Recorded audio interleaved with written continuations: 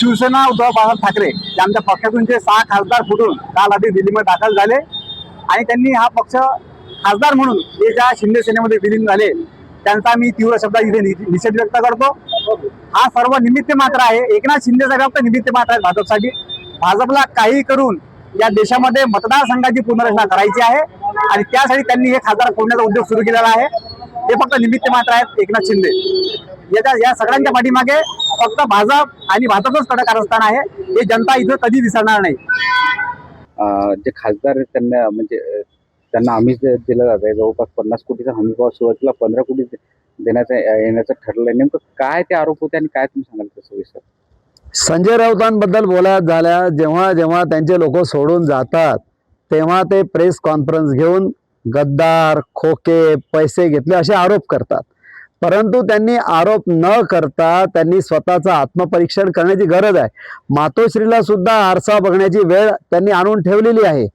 नेमकं काय होते, हा खासदार जे आहे यांनी पैसे मुळे गेले नाही, ते त्यांच्या नेतृत्वावर उद्धव ठाकरेवर हा अविश्वास त्यांनी दाखवला आहे।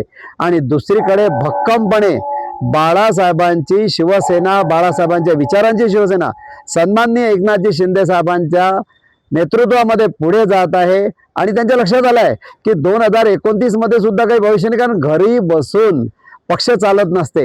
गेल्या महानगरपालिका, नगरपालिका निवडणुकामध्ये हे घरी बसले, काही प्रचार केला नाही आणि आता या खासदारांना, आमदारांना दिसत आहे हे जर असेच घरी बसले तर आपल्याला सुद्धा हे घरी बसवल्याशिवाय राहणार नाही। आणि खऱ्या नेतृत्वाकडे, खऱ्या शिवसेनेकडे ते जात आहे। संजय राऊतकडे जर सबूत असतील, जर संजय राऊतकडे काही सबूत असतील तर त्यांनी कोर्ट आहे, लोकसभा अध्यक्ष आहे, निवडणूक आयोग यांच्याकडे ते सबूत सादर करावे। पुरावे जे आहे ते त्यांनी सादर केले तर बरं होईल, रोज असं काही बोलल्यापेक्षा।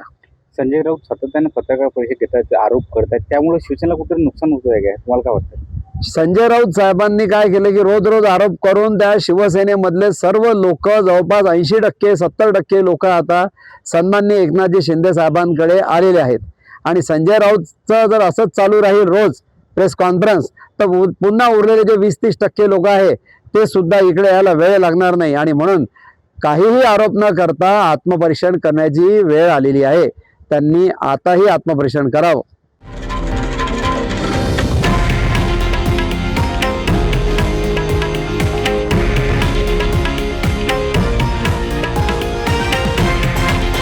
हे आहे देशातील नंबर 1 न्यूज नेटवर्क आणि आपण पाहत आहात TV9 मराठी, एकमेव।